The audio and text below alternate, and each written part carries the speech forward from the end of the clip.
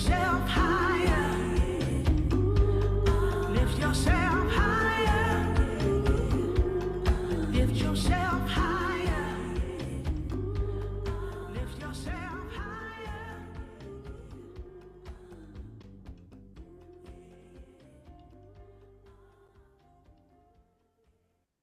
Well, thank you everyone for joining us today. We're going to continue to have people enter throughout this time. And when we get full, some people will be joining us on a live stream. We've had so much enthusiasm for listening and to one another and hearing from Parker today. And we're just really thrilled about your willingness to join us on this journey. Um, my name is Margaret Golden, and I'm the Education Community Manager at the Greater Good Science Center.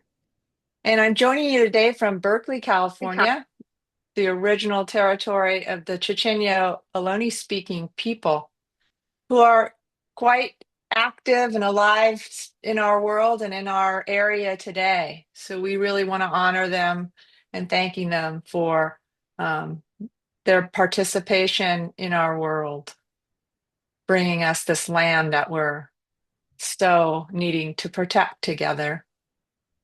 And along with our very special guest, Parker Palmer, we're also joined today by Amy Eva. And Amy could give a little wave. Amy is our Associate Director at Greater Good Science Center, and she's going to be helping us along the way. And we're honored to have a few other Greater Good Science Center staff in attendance. If any of you want to wave as well and let people know that you're here to help out. We're pleased that you're joining us. If you're just, if any of you want to wave as well and let people know. I'm just getting a little echo there. I'm back now, I think. We've got chat Zoom going on. People, as you enter, please let us know where you're coming from and where you're located. And I'm noticing some friendships starting to form in the room already. So please check out the chat. Looks like we've got a huge international audience. We're so super glad that we can bring this diverse group of people together today. So we're going to be going on a learning journey today, one where we hope you'll find your way forward in these troubling times. The world really needs your courage and compassion right now. And we believe in standing firm with educators to continue to build kinder, happier schools and classrooms where everyone belongs. Before we begin that journey, we'd like to invite Emily, our technology coordinator, to offer us a few tips for navigating this technology together today. Hi everyone, I'm Emily. I'm the Community Support Specialist here at the Greater Good Science Center. I'll be helping with the tech side of things today. Just a few tips as we go into the session. Please try to stay signed into Zoom. If you get kicked off for any reason and we happen to be in a breakout room, please let me know so I can help you rejoin. Please try to keep yourself muted so we can try to minimize noise interference. Raise your hand using the little hand icon at the bottom of your screen if you have any questions or comments to make. Keep your camera on as much as possible so we can try to have a sense of community here. And if you have any tech issues, please feel free to direct message me in the chat. Thank you so much, Emily. Amy's going to lead us in with some invitations for being together today. Thank you so much, Margaret. It's so exciting to see everyone and all the exclamation marks too. It seems that we have a good energy in our group. We want to open up this space now and invite you to consider some community invitations that have become a part of our community meetings and our communities of practice. And Parker might recognize some of these because they were inspired by his work and the work for the Center for Courage and Renewal. So these invitations invite you to hold this space together in a kind and inclusive way with us and encourage a sense of belonging, even in a Zoom room. So notice that they're not agreements that you're being asked to comply with, but rather just aspirational ways for us to be together during this time. And so I'm just going to read these four aloud. And the idea here is just to think about which one you want to lean into. today in this moment, in this space. And if you're willing, as I read, you might just type in the chat which one you resonate with and which one might be sort of a learning edge for you today or something you'd like to embrace. So the first one is come as you are. Your thoughts and feelings are welcome here. Bring your doubts, fears, and failings, as well as your convictions, joys, and successes. Be as present as possible. Speak your truth with kindness. Notice what has heart and what has meaning for you. Speak your truth in ways that respect other people's truths by using I statements, and respond to others with curiosity and open questions. Third, listen with compassion. Turn from judgment to wonder and compassionate inquiry. I wonder why they feel or think this way. I wonder what pushed my buttons.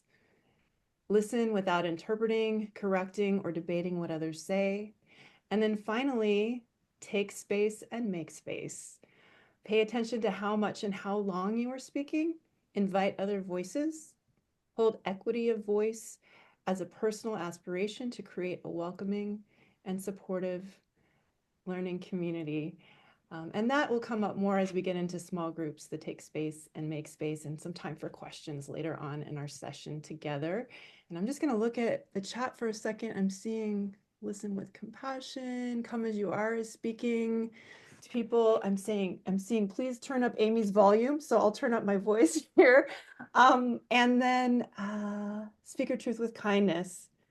So all of them are being emphasized here. Thank you. All right.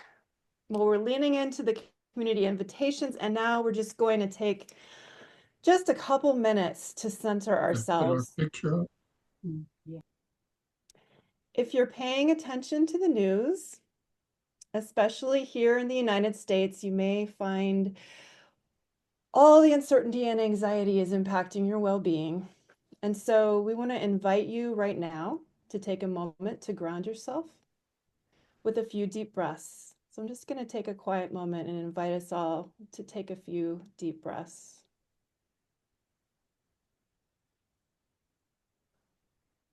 In through the nose and out through the mouth.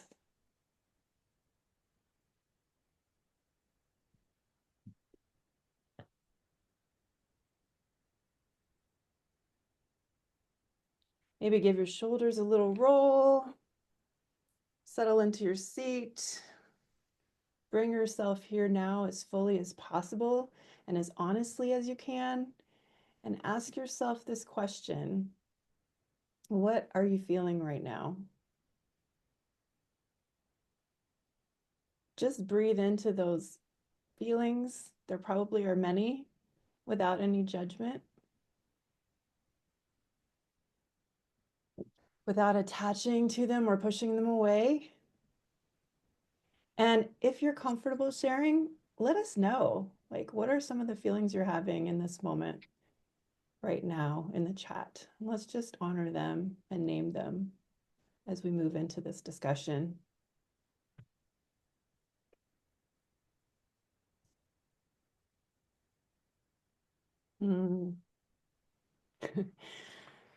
Deep sense of urgency and worry, sadness, overwhelmed, deep sadness, lots of fear and anxiety, hungry, gratitude, curiosity, rage, weary, burnout, gratitude.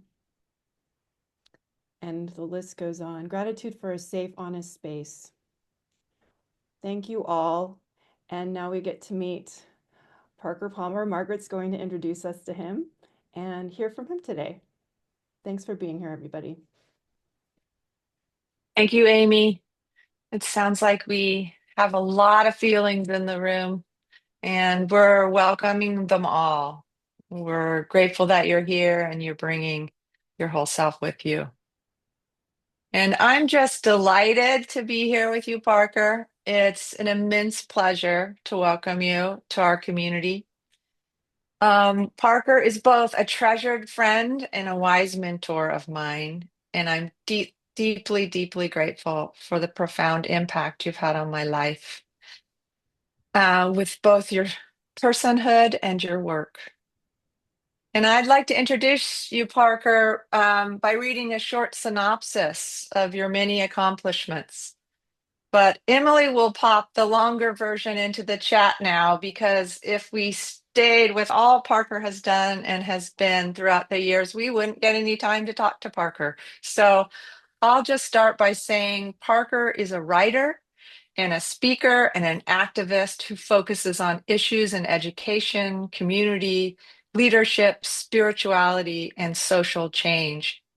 He's founder and senior partner emeritus of the Center for Courage and Renewal, which supports people in every walk of life in nurturing deep integrity and relational trust for the sake of personal and social transformation.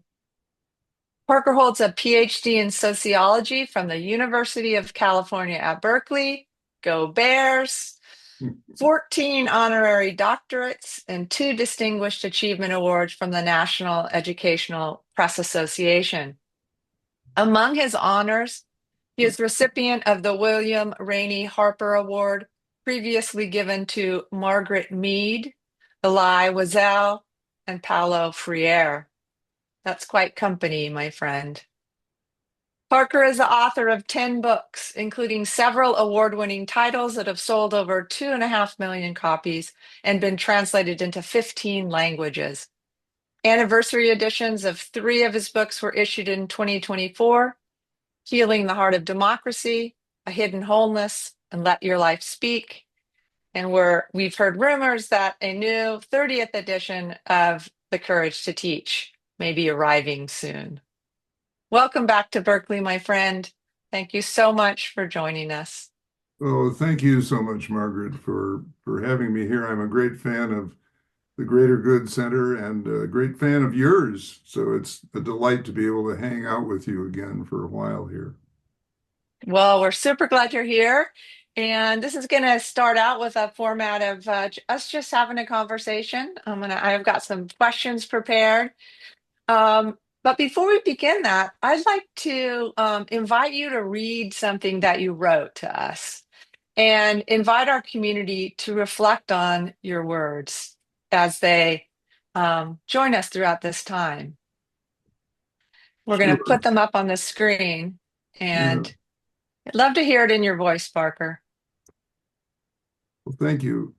We so often look outside ourselves for the answers to our problems, neglecting the powers we have within us and between us.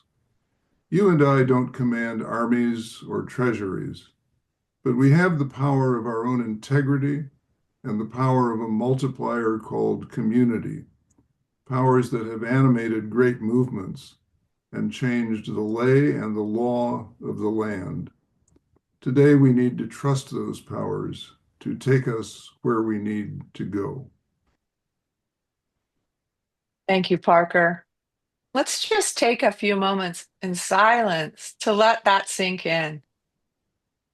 And if there were any words or phrases or reactions you have to that, I see amen in the chat. I'd love for you to all get a chance to respond with any images or phrases or reactions. Hope, riveting. Yes, let's. I feel my belly opening up. And Em, can you put that slide back up for people again so they can see some of those words?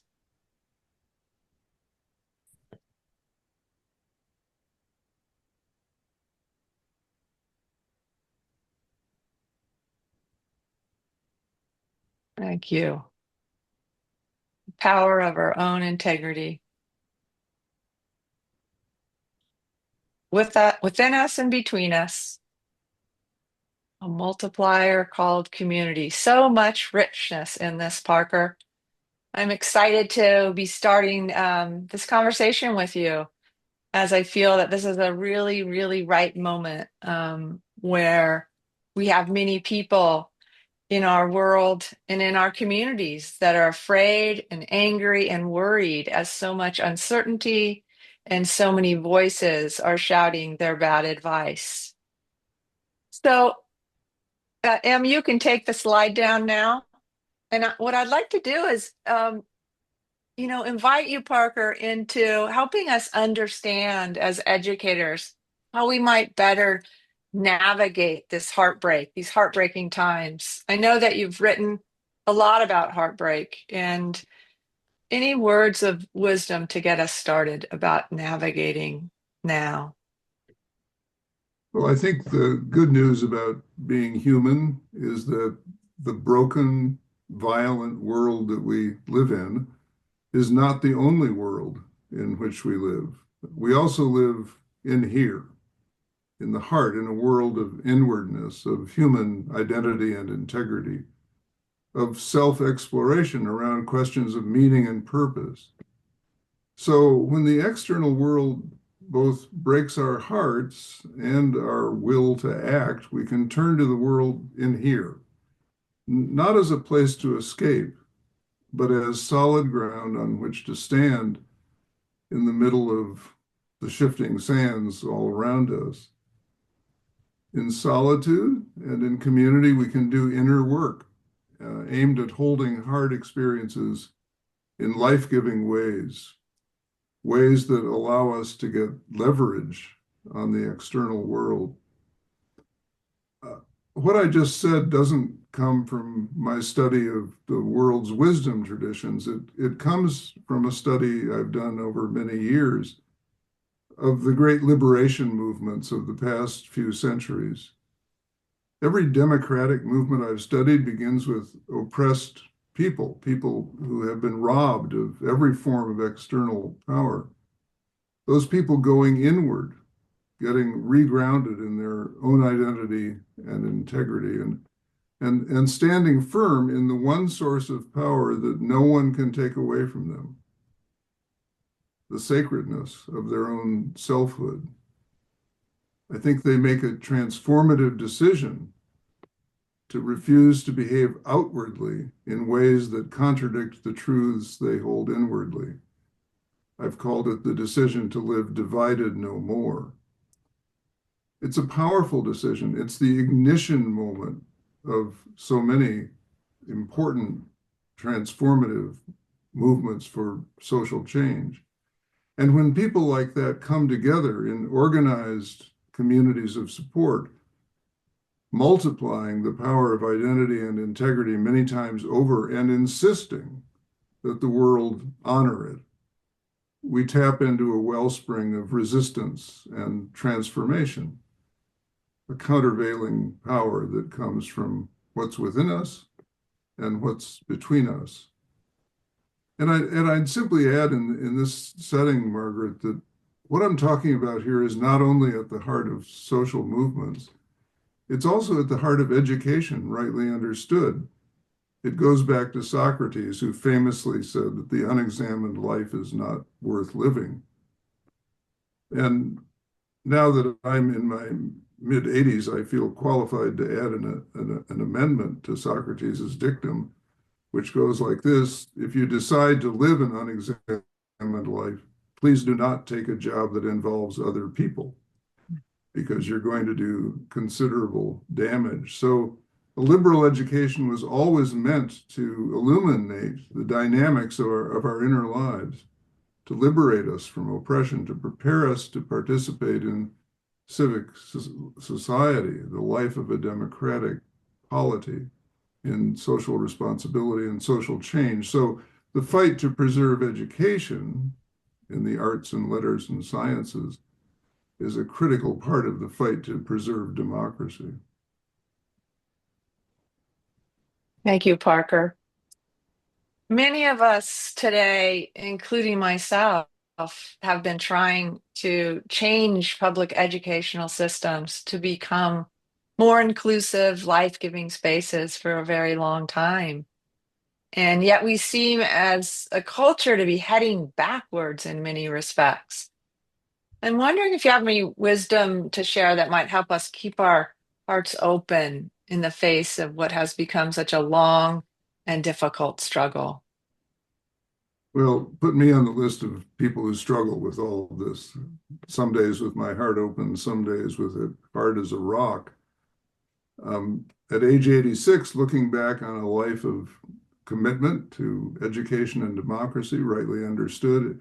It's really tempting to get cynical about all of the backsliding these days and simply to throw in the towel. But I learned something back in the day that's helped keep me in the struggle during the 1960s in Berkeley, where I got my first lessons in social change. A lot of us felt certain that this was the generation and this was the decade that would set America on a new course. I left Berkeley and I left academic life in 1969 to become a community organizer in Washington, D.C., focused on issues of racial justice. 5 years into that work, it became very clear that the problems I was working on, like white supremacy, were, were perennial, not seasonal.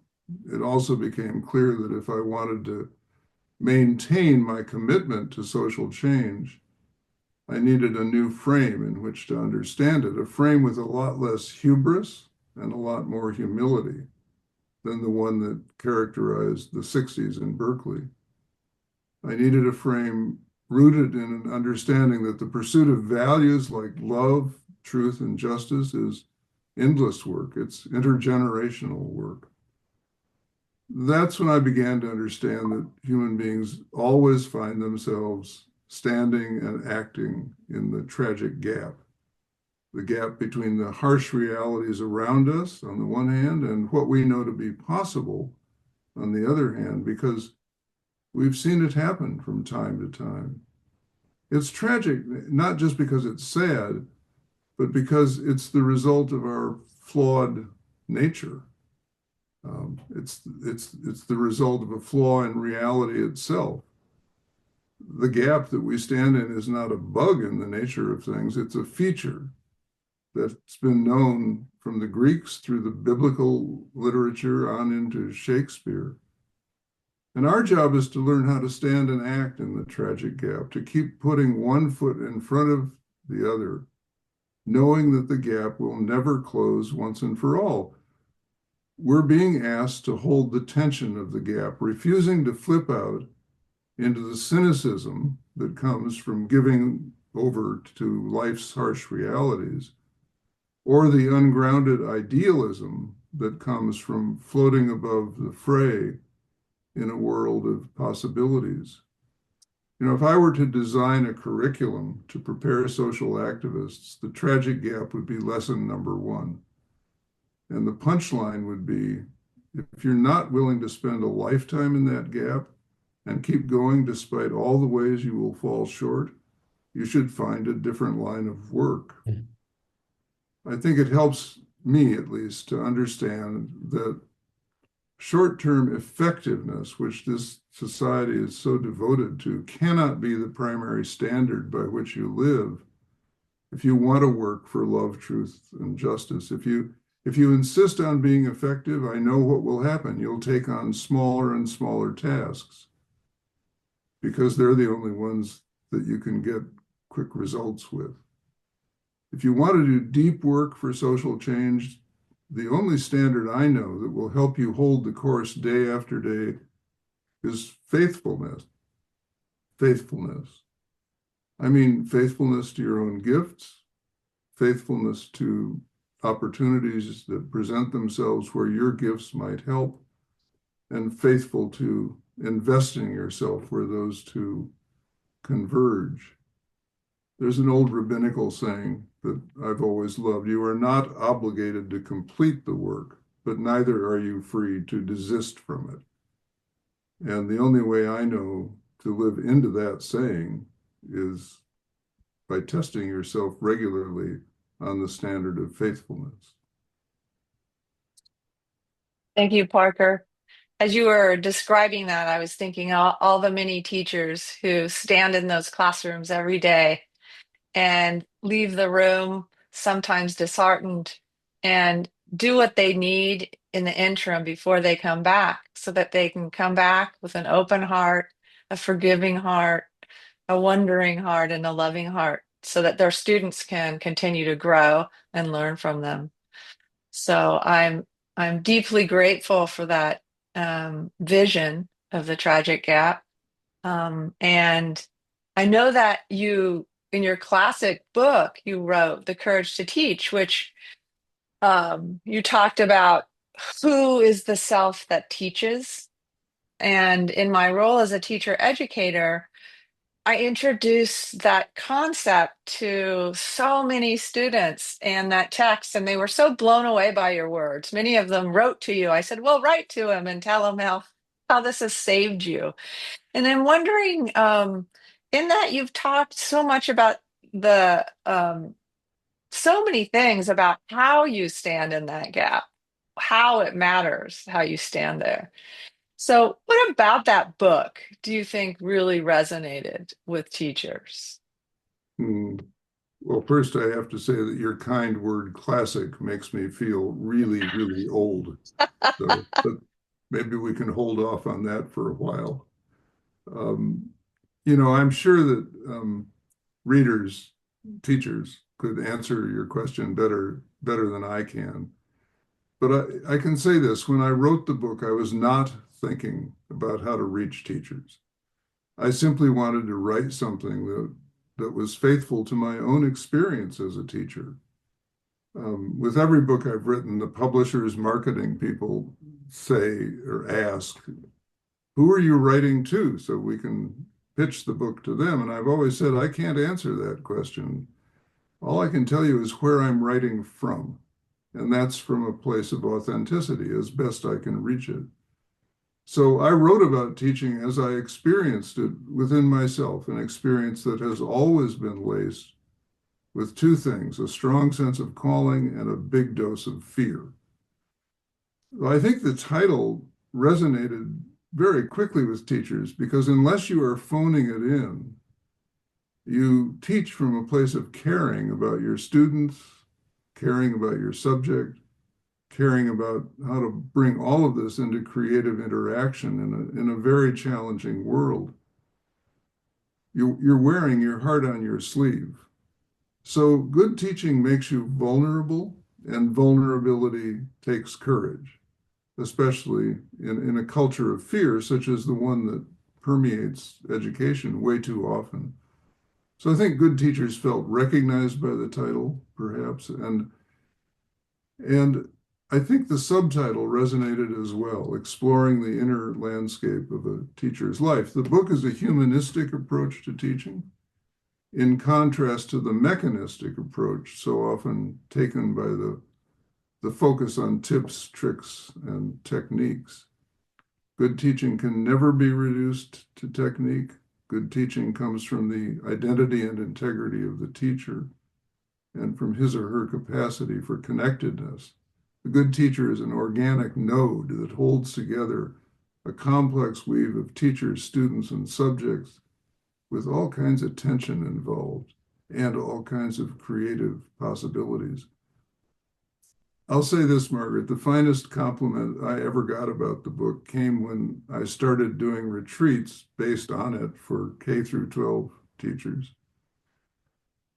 At the end of one retreat, one teacher came up to me and said, this is the first time in 20 years of teaching that I've been treated organically as a plant to be nurtured and grown rather than as a broken machine to be fixed. So one thing is really, really clear to me about education reform. At the heart of the enterprise, we must have proper regard, respect, really, for teachers, and we must find ways to support their inner development as it impacts the practice of teaching. If we can't do that, we will never have a system in which both teachers and students will thrive. And if the system refuses to provide us with that support, we must find ways outside of the system to support each other. So here we are. That's what we're about today, Parker, is bringing together educators outside of the systems that they must walk back into so that they can create some kind of community of congruence together so that they can be in community in a way that they can bring that strength back into when they are alone. We're also trying to create a program called Greater Good Schools, where we're trying to bring together educators who are on this mission together, but they also work together. And so that they can create something on the ground where they're going. Um, so I think it's so important what you're saying about this idea that vulnerability is at the heart of authenticity, and therefore all teachers, if they're going to be authentic, because kids read them, even the littlest ones can tell, right, when a teacher's real, like the Velveteen Rabbit, I like to think. Exactly. Uh, and it's so lovely that we can come together in support of one another to do that. I'm wondering about that because that requires us to be both strong and vulnerable, and strong and sad, and bring all that we have as teachers into the classroom so that our students can be seen whole too. Can you talk for a little bit about, or what advice would you give to educators to kind of live, as you've termed it, divided no more, so that they can be, um, their wholeness can be with them as they go, and they don't have to be shutting something down, um, so that they can fit within the box of what they're being asked to do? Well, as you know, Margaret, I'm not big on advice, but what I can do is I can talk about my own experience. For me, wholeness has nothing to do with perfection. Instead, it means embracing my brokenness as an integral part of my life. We live in broken times, and that leaves us feeling broken as well. And in my work with teachers over the years, I've found that so many of us are plagued by a sense of not being enough. I just don't have what it takes to meet the demand. But the demands of teaching are endless and they're bottomless, more so today than ever before. And I could spend my life beating myself up about the students I failed to reach or the systems I failed to reform. But if I refuse to do the inner work required to integrate all of that shadow side stuff into my sense of self, I disempower myself. And sooner or later, it will take me down. For me, as I've written, this has really been an existential issue related to my 3 deep dives into clinical depression. Liberation from that darkness came when I was finally able to say, I am all of the above. I am my gifts and my achievements, and I am the part of me that sometimes stands on the edge of a precipice and starts slipping into it. Showing up in the world as we truly are is a source of strength and courage, I think, since we're no longer spending energy trying to hide out. And it turns out that when we are willing to be vulnerable with a fuller array of our own truth, we connect more deeply with others in the community that we all need to sustain us. And that includes our students. From my study of social movements, I've been able to ask, what is it that keeps us from showing up with our whole truth, from speaking truth to power? And I think the answer is very simple. It's the knowledge that we are likely to be punished in some way if we show up as who we really are and with what we really believe. So I've found in these movements that the courage to live divided no more, and this is aspirational for me, that courage comes from people who have transformed the logic of punishment in their own understanding. They understand, and these words have become very important to me, that no punishment anybody could lay on us could possibly be worse than the punishment we lay on ourselves by conspiring in our own diminishment. Conspiring in our own diminishment. By living a divided life, by acting and speaking on the outside in ways that are not congruent with what we know to be true on the inside. And I'll just say finally that these days at age 86, when you think about your mortality more than you did at 26, 36, or 46, there's one more motivator for me to live divided no more. I can't think of a sadder way to die than with the realization that I never showed up in the world with who I truly am and what I truly believe and what I truly care about and what I truly hope for. Standing for all that I value and love and standing against all that threatens it. Well, I have to say, Parker, every time I hear you speak about that, it reminds me so deeply why I wanted to be a teacher and what it took to stay in this, um, and the joy that comes from being my authentic self as well. Um, Once, a few years back, you gave a keynote address to a conference on spirituality and education at Naropa University. And they subsequently published it as an essay entitled The Grace of Great Things. And Emily's going to pop that essay in the chat for others to take with them as they go. And the subtitle was Reclaiming the Sacred in Knowing, Teaching, and Learning. To this day, it is one of my favorite things that you've written, and such important teaching for us now, I believe. And towards the end, you wrote, the sacred is something we carry in our hearts into the world, in solitude and in community. Can you explain what you meant by, or you mean by the sacred, and how educators can continue to carry that into their schools, classrooms, and communities? I'll give it a try, Margaret. I'll give it a try. Let me give it a little context.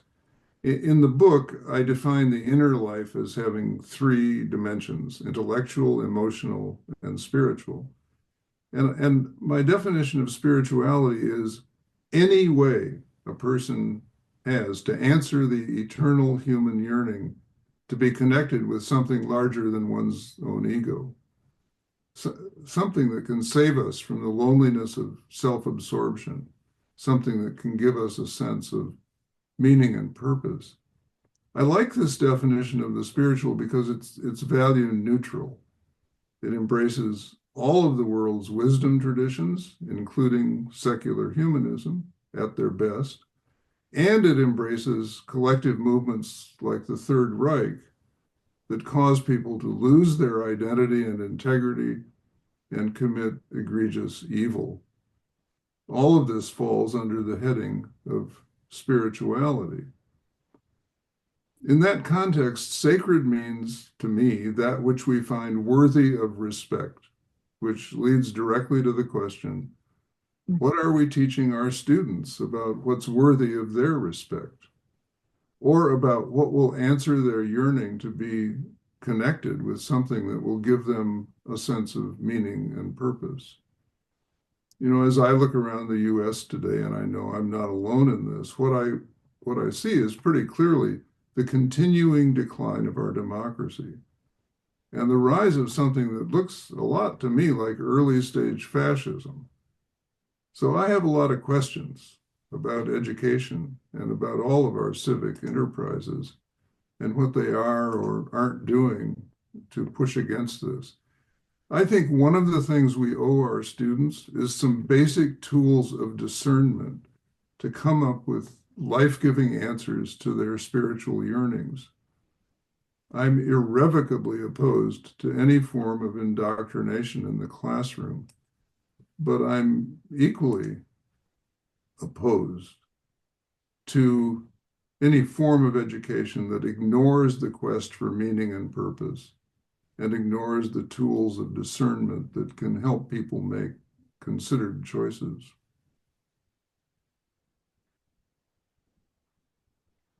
Hmm. I hear you, Parker. I'm I'm really hoping that one of the things that we're trying to do in our work at Greater Good is to bring back that sense of meaning and purpose into education, both for our teachers and educators and for the students that they serve. One of the things we've been focusing on recently is the science of intellectual humility and how we practice this virtue can, among other things, we've found, improve relationships and help us to be more tolerant and bridge our divides. And in that same keynote, you spoke about recovering the humility that makes real knowing, teaching, and learning possible.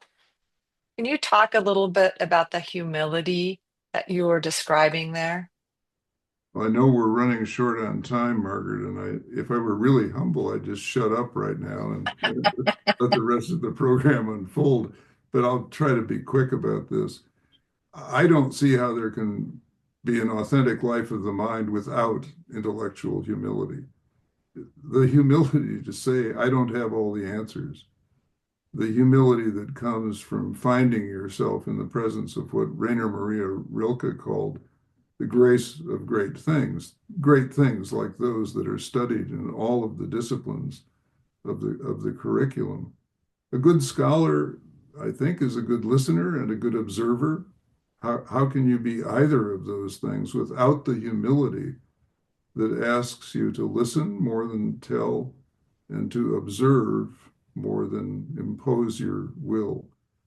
I think a big outstanding question of education is whether we can treat each other with the same respect that a scholar gives to his or her subject. It's often struck me as rather ironic, to say the least, that scholars who listen well to their subjects and uh, and observe with care have a really hard time doing that with each other as fellow faculty. Yeah, we've heard from teachers a lot when talking about these virtues that it's a lot harder to do it with the other faculty than with their students. So really creating that kind of relationality and trust in the school itself is going to be really important for teachers to be able to continue that in their own classrooms. Yeah. And being humble allows us to keep learning, I'd say. And if one educational dictum that I've heard so often is that good teachers are lifelong learners. Yeah. So that requires humility for sure.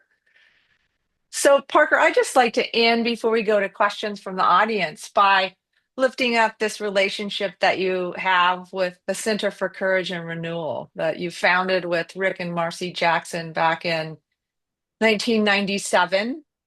Um, the tagline now is to nurture deep integrity and relational trust, building the foundation for a more loving, equitable, and healthy world.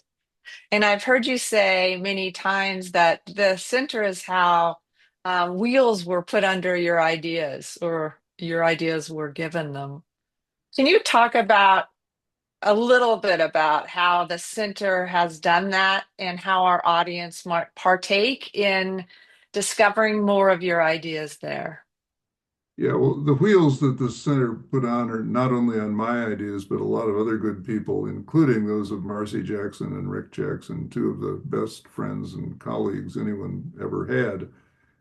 So many thanks to them for all they did in the early years to grow the center. And today it's thriving 30 years after founding with several hundred trained facilitators who offer longer and short-term retreat programs and other kinds of programming, not only around this country, but around the world.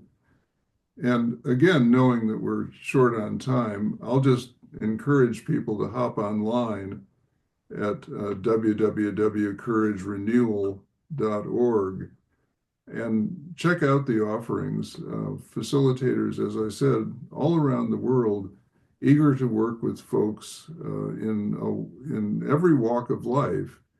Already doing a lot of work with teachers, with folks in healthcare, with nonprofit leaders, with clergy, with young social change activists, with citizens just trying to find out how to be a good citizen in times like these. I, for me, it's just been such a life-enhancing line of work, and it's surrounded me with such an amazing community that I'm ever grateful for it. The link is www.couragerenewal.org. Thank you, Parker.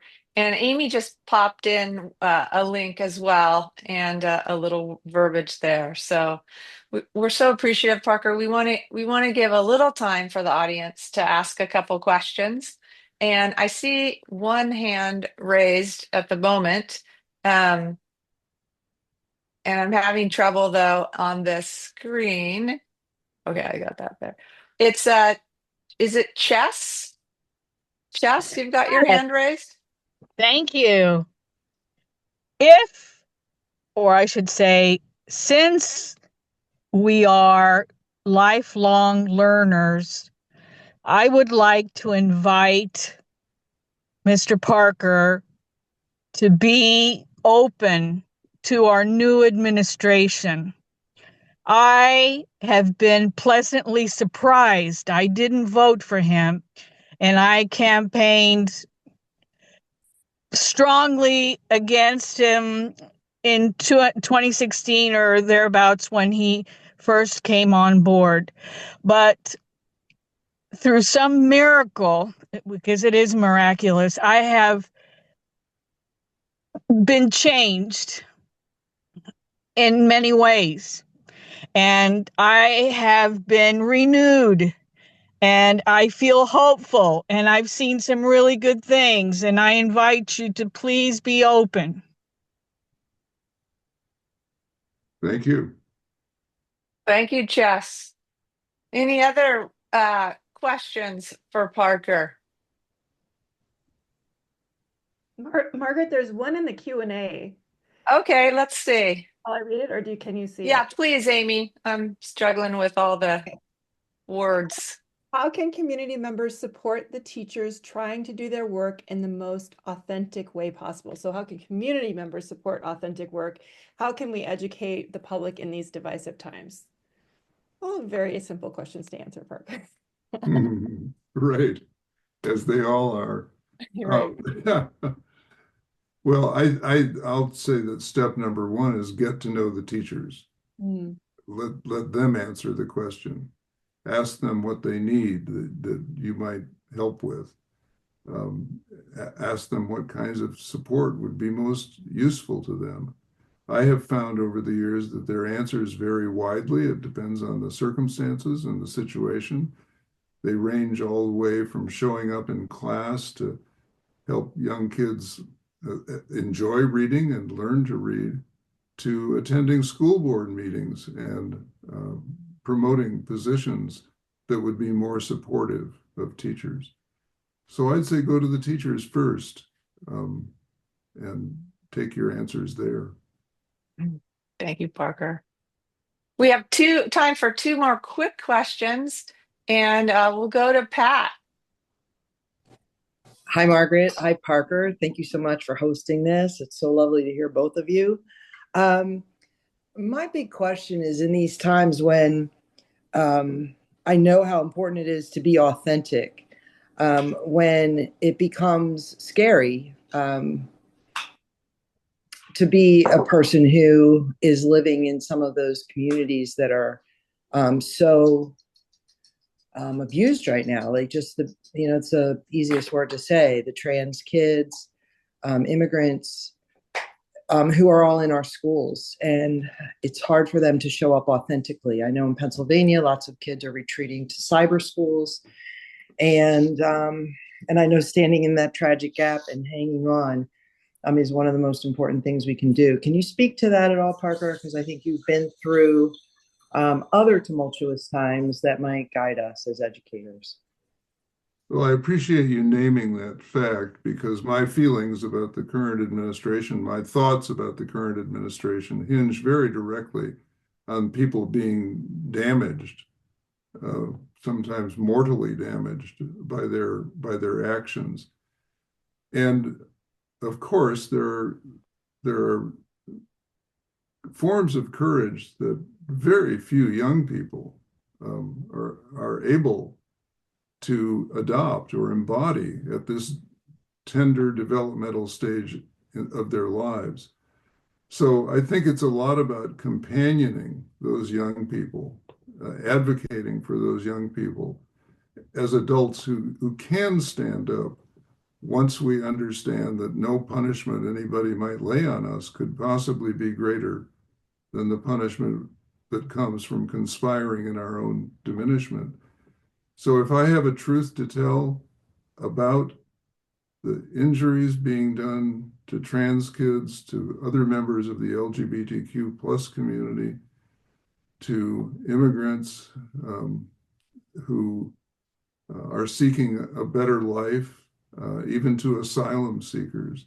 I need to stand up and tell that to the people who might be able to hear it, accompany them, befriend them on what has to be an enormously crushing journey that so many folks are taking right now.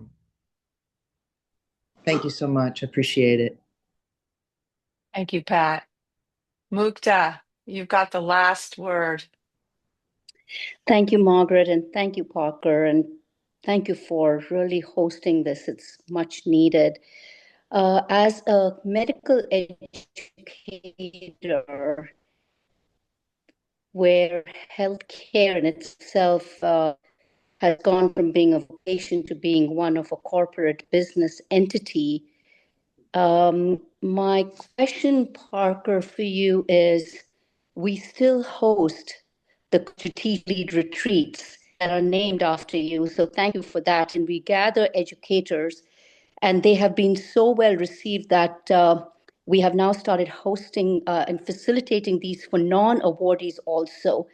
So my question is, as we are facing this, what I call moral injury that we see from the external environment that is imposed not just on our patients and the community, but on ourselves, what advice would you give us as we try to stand with courage ourselves, but also give hope and meaning and purpose to the other educators as we facilitate these retreats?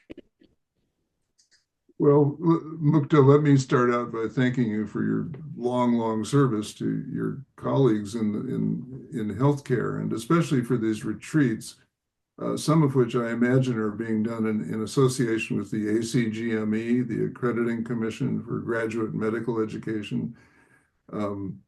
And to me, that's been one of the most important streams of our work that's now gone on for 15 years, and you've been involved in a lot of that. You know, all I can say as one who's not on those particular front lines is keep on doing the work. And if there are ways that the center can support and sustain those of you who are working with folks in healthcare, please let the center know. We would be eager, they would be eager, the staff there would be eager to offer any kind of support they can. So good to hear your voice. Thank you for your good work, and keep on keeping on. Thank you, Parker. Thank As you. you can see, thank you, Mukta, for your question and your work. As you can see, we have a lot of people engaging in the chat around what's been offered here tonight, lifting up one another, supporting one another. And I think at this time, it's something that we need to do so that we have the courage to stand up and bring our whole selves so that we can protect the most vulnerable around us as well. So we'd like to now, as we do each time we meet, move into an opportunity for you to Plumb some of these ideas yourself. Bring your own stories into this. And the way that we'd like to do it is the way that Parker has taught us to do it, through a third thing and the wisdom of the grace of great things. And we've got a great thing here, which is a poem. And we've invited Parker to read this poem for us and then offer some questions for us. And we'll be diving into some breakout rooms and we'll give a little instructions on that in a moment. Parker? Yeah. Will the questions be up on a slide as well, Margaret? Yes, we'll Okay. have the questions are on the slide and we'll have them in the breakout rooms for people to see as well in the chat. That's great. So the poem is The Wild Geese by Wendell Berry. Horseback on Sunday morning, harvest over, we taste persimmon and wild grape, sharp sweet of summer's end. In time's maze over fall fields, we name names that went west from here, names that rest on graves. We open a persimmon seed to find the tree that stands in promise, pale in the seed's marrow. Geese appear high over us, pass, and the sky closes. Abandon, as in love or sleep, holds them to their way. Clear in the ancient faith, what we need is here. And we pray, not for new earth or heaven, but to be quiet in heart and in eye clear. What we need is here. And so, with that lovely, lovely poem in the back of our minds and hearts, 4 questions that might help you open it up a bit for yourself or whatever question comes to you in the small groups. Number 1, what are you doing or might you do to remain quiet in heart and in eye clear, to help you see that what we need is here within us and between us? Secondly, what names that rest on graves have particular importance for or meaning for you? What conversation would you like to have with the ancestors or with history that would help strengthen you? Third, you can't change the world, but you can change whatever is within 3 feet or so. Who or what is within 3 feet of where you live and work, figuratively or literally? What changes would you like to make in the dynamics of that space? And 4, creating change in the larger venues of life is never a solo act. How well connected are you with a community that has a chance to multiply the power of one many times over? What might you do to create or deepen that connection? Thank you for these beautiful questions, Parker. Amy, thank you for, or Emily or Amy, whoever did, thank you for putting them in the chat. They're in there. Thank you, Emily, at about the 427 mark. And then the poem is also in there for you to read again if you'd like to before you think about these questions.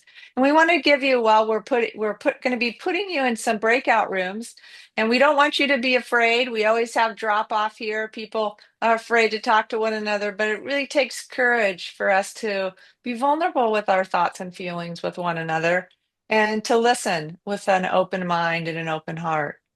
So, Amy, did you want to bring us into explaining our small group connection piece?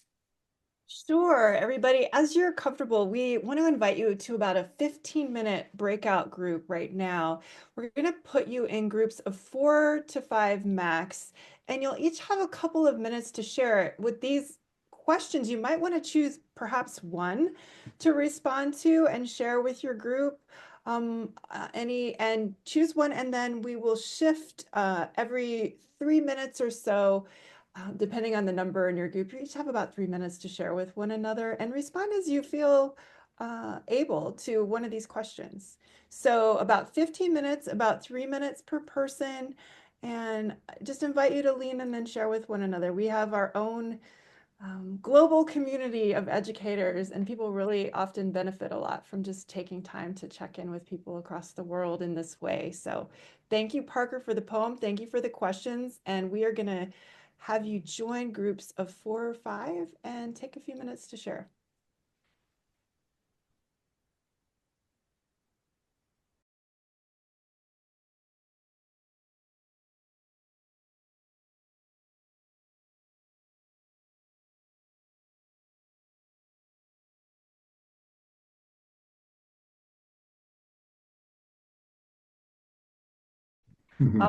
I just want to welcome you all back. And we have, Margaret, do we have 5 minutes maybe for a little bit of group debrief? Yeah, 5 minutes, Aim.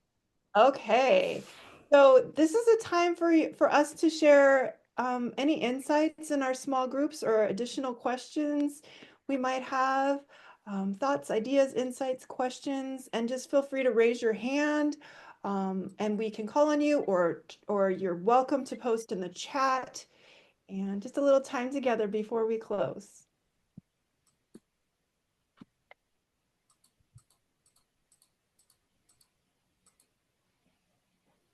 Okay, John, I see John first, and Alan or Elaine, I don't know how to pronounce your name properly. John, why don't you go ahead? Okay, I'm trying to lower my hand here. Okay. I think just the idea, I had a wonderful conversation. I was only in a dyad, so we really had a time to really dig deep. But my colleague talked about in the book Hope for Cynics that 85% of us, conservatives, liberals, whatever, are in agreement on major issues. 85% on the issues we agree upon. There's a lot of commonality, and maybe staying off of the entertainment industry that used to be news that divides us, and start looking for our commonalities in other venues we can pull together. Thank you. All right, Alan? Yes, Alain, I'm in our little group, we talked quite a bit about the importance of the sacred that was mentioned several times, and by Parker. And in fact, the sacred, the sense of the mystery, and that's very important to induce humility and vulnerability. So, and that is, to me, I'm part of a small group trying to think of how could education be transformed in the U.S. or beyond, and to restore that sense of the mystery and the sacred is so important. So thank you very much, Parker, for underlining that. Thank you. Danielle, would you like to comment? I was muted. Okay, got it. We had a wonderful breakout session, and one of the things that stuck with me was this idea of how we show up in the world when we have a broken heart. And that has been one of my goals this year. I'm a 11th grade English teacher, and one of the people in my group added on, showing up the best that we can with compassion and with gentleness, and leaning into like living in that tragic gap, right? I think my whole life I thought that like being in that gap, that something was wrong, that I was failing in some way. And so it was just revolutionary to hear that that is just where we're supposed to live and hold that tension. So thank you for that. Thank you, Danielle. I'll just add a little footnote in the retreats that we do with young social activists. They will often name the tragic gap as one of the most important things they were invited to reflect on and enter into, in just the way you spoke about it. it changes from being a bug in reality to a feature of reality, and it reframes their struggles in some creative ways. So thank you for that. Thank you. Kate, would you like to weigh in? Yeah, thank you. In my group, we talked a little bit about just the names that rest on graves, and those who have come before us, who have done this work, and have continued to do this work. My answer to number one was very jumbled. What are we doing? You know, like what are these practices? And I think like hearing my group talk, part of my practice needs to be the memory of those who have come before and can and have done this work and have dedicated their lives to, and I love how you put it, Parker, just that it's perennial. This is lasting, and it doesn't mean that our work isn't worth it, even if we don't see the flower bloom right now. And so I think that's very encouraging to me. I also teach junior and senior English, and the literature that I'm reading becomes a balm to my spirit and thinking about how we can use art and poetry and writing and literature just as a way to remind ourselves like people have been fighting this fight for a long time, and we're not the first and we won't be the last, but our work matters. Mm-hmm. Yeah, thank you so much. That's so affirming for so many people, I think, to embrace that. Thank you. Well said. And Stu, it's so nice to see you. We've worked together before. We have a question or a comment? Yes, good to be here. Thank you, Amy. And first, I just want to thank you, Parker, not just for today, but for your life's work and all that you've given to so many of us. And I was very struck inside of our group. And what came to me was the title of your book, The Courage to Teach, that now's the time of courage to stand. One of our members talked about where books can't be used, that she loves to introduce her kids in terms of equity and diversity, and the courage to what can I do, even if the forces say otherwise. And it made me think of the phrase out of the poem, what we need is here. So rather than this time is of craziness and discouragement, it's a time of great opportunity to bring all that we can forward. So I'm encouraged and just very grateful that we could be together as a community. So thank you. Thank you so much, Stu. I agree with you about the evocative and provocative potentials of this time, and it is bringing out a lot of life-giving creativity in people. I think, do we have time for Kay, Margaret, and everyone, or do we need to shift? Oh, you're on mute. You're still on mute. I do know, Kate, that there was a question before you all went into breakout rooms. I hate doing this as a facilitator. And a lot of folks asked if Parker would be willing, before that we end today, if he would be willing to share if there were one practice he would recommend for us that would cultivate courage in this time, what would he recommend? And I know he had a chance to think about that for about 2 minutes, but Parker, would you like to weigh in on that? I'll call the privileges of age here and give two answers to a question about one thing. And the first thing is silence. Just for me, always necessary to let the water settle and see what's in there, what's in my heart, what's in my mind, before I get caught up in the frenzy of the day or the moment or whatever it may be. And the second, taking with me into the silence poetry, which I always think of as the very finest words to come out of silence. Poets really know how to tap into silence for the words that they find there when the water has settled.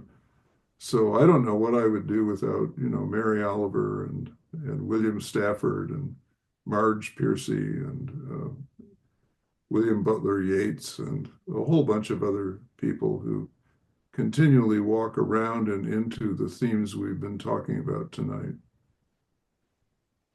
Thank you so much.